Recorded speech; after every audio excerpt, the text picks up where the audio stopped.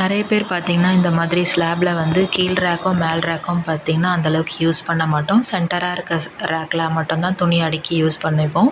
இன்றைக்கி எனக்கு துணிலாம் அதிகமாக சேர்ற மாதிரி இருக்கிறதால நான் மற்ற 2 ரேக்கையும் வந்து இன்றைக்கி ப்ராப்பராக அடுக்கலான்னு சொல்லிட்டு எடுத்து அடுக்க ஆரம்பிச்சிட்டேன்.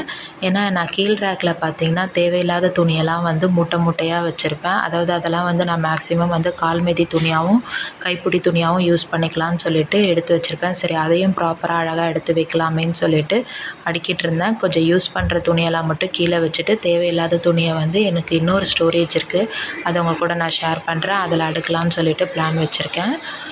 நம்ம வந்து கட்டில், பீரோ அப்புறம் வந்து சோஃபாலாம் வாங்கும்போது கொஞ்சம் ஸ்டோரேஜ் மாதிரி இருக்கிற மாதிரி மாடல்ஸ் வாங்கிக்கிட்டால் நம்மளுக்கு ஃப்யூச்சருக்கு கொஞ்சம் உதவும். என்னோடய கட்டிலோட ஸ்டோரேஜ் வந்து நான் ரொம்ப நாளாக இப்போ யூஸ் பண்ணாமல் இருக்கேன். ஏன்னா ஒரு குட்டி குட்டி பூச்சி வந்து என்னோடய கட்டிலில் வருது. என்னோடய பழைய வீட்டில் இருந்தே அந்த பூச்சி வந்து இந்த மாதிரி ஹோல்ஸ் போட்டு அப்படியே மாவு மாதிரி அந்த ஹுட்டு வந்து கொட்ட ஆரம்பிச்சிடுச்சு.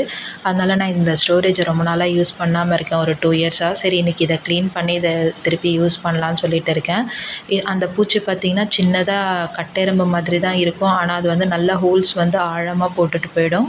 நான் இதில் வந்து கம்மு, ஃபெவிகால் எதனா மாற்றி மாற்றி ஒட்டிகிட்டே இருப்பேன் ஹோல்ஸ் போடும்போதெல்லாம். சரி இன்றைக்கி அதை சுத்தமாக க்ளீன் பண்ணிவிட்டு தண்ணியை வச்சு துடைச்சதுக்கப்புறமா அந்த ஸ்டோரேஜை யூஸ் பண்ணலான்னு சொல்லிட்டு அதனால் இன்றைக்கி க்ளீன் பண்ணிகிட்ருக்கேன்.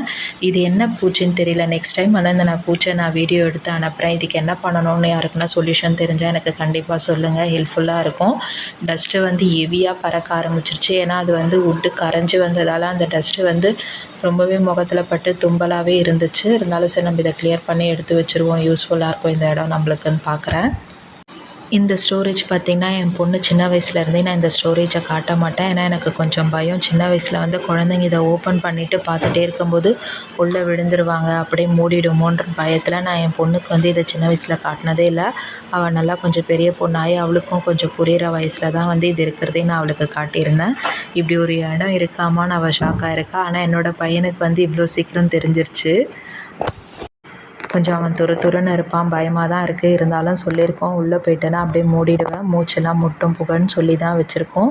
இந்த மாதிரி தேவையில்லாத துணியெல்லாம் ஒரு கட்டைப்பையில் போட்டு 1 பை 1 அடுக்கிடலான்னு சொல்லிட்டு கட்டைப்பையில் வச்சுட்டு வந்துட்டேன். சரி அதுக்குள்ளே மத்தியானம் லஞ்சு கொஞ்சம் பசிக்க ஆரம்பிச்சிடுச்சு. காலையில் வந்து அமாவாசைன்றதால சாதம் காலையிலேயே சாப்பிட்டுட்டோம். சரி மத்தியானம் தோசை ஊற்றி சாப்பிட்டுக்கலான்னு சொல்லிட்டு வந்தாச்சு. இன்றைக்கி வந்து புதுக்கல்லில் வந்து தோசை கொஞ்சம் நல்லா பழகி வந்ததால் அதில் தான் தோசை ஊற்றிட்டு இருந்தேன். புதுக்கல் பழகிறதுக்கு முதல் கல்லுப்பை போட்டு நல்லா பெரட்டி எடுத்துட்டு அதுக்கப்புறமா நல்லா ஆனியனை வந்து பொடியை நறுக்கி போட்டு எண்ணெய் போட்டு கொஞ்சம் நல்லா வதக்குனதுக்கப்புறம் தோசை ஊற்றினா தோசை நல்லா வரும்னு என்னோடய ஃப்ரெண்ட் ஐடியா கொடுத்துருந்தாங்க. அந்த மாதிரி பண்ணேன். எனக்கு உடனே தோசை நல்லாவே வந்திருந்தது. இந்த சாணி பார்த்திங்கன்னா வந்து கன்றுக்குட்டி சாணியை கொஞ்சம் கொஞ்சமாக எடுத்து ஸ்டோர் பண்ணிகிட்ருக்கேன். இதில் வந்து ஒரு ஐட்டம் செய்யலான்னு இருக்கேன். அந்த வீடியோ நான் சீக்கிரமாக போடுறேன். அப்புறம் திருப்பி சாப்பிட்டுட்டு திருப்பி ரொட்டீன் வேலைக்கு வந்துட்டோம். இந்த ஸ்க்ரீன் பார்த்திங்கன்னா நான் ரொம்ப நாளுக்கு முன்னாடியே வாங்கி வச்சுருந்தேன், எனக்கு வந்து ஹாலில் போடணும்னு சொல்லிட்டு. இருந்தாலும் பட்ஜெட் ப்ராப்ளத்தால் நிறைய ஸ்க்ரீன் வாங்க முடியல ஜன்னலுக்கெலாம். எல்லா ஸ்க்ரீனும் வாங்கினதுக்கப்புறம் தான் இதையும் யூஸ் பண்ணணுன்ட்டு திருப்பி இதையும் கவரில் போட்டு எடுத்து வச்சுட்டேன். பசங்க வந்து போட சொல்லியிருந்தாங்க, இருந்தாலும் போட்டால் மொத்தமாக போடணும்னு சொல்லிட்டு எடுத்து வச்சுட்டேன். கீழே வந்து கொஞ்சம் வெஸ்டர்ன் ட்ரெஸ் எல்லாம் வந்து மடித்து வச்சுட்டு சென்டராக தேவை இருக்க ட்ரெஸ் எல்லாம் மட்டும் வச்சுட்டு மேலே வந்து பேகு அப்புறம் ஹேண்ட் பேகு அதெல்லாமே எடுத்து அழகாக அடுக்கி வச்சுட்டேன்.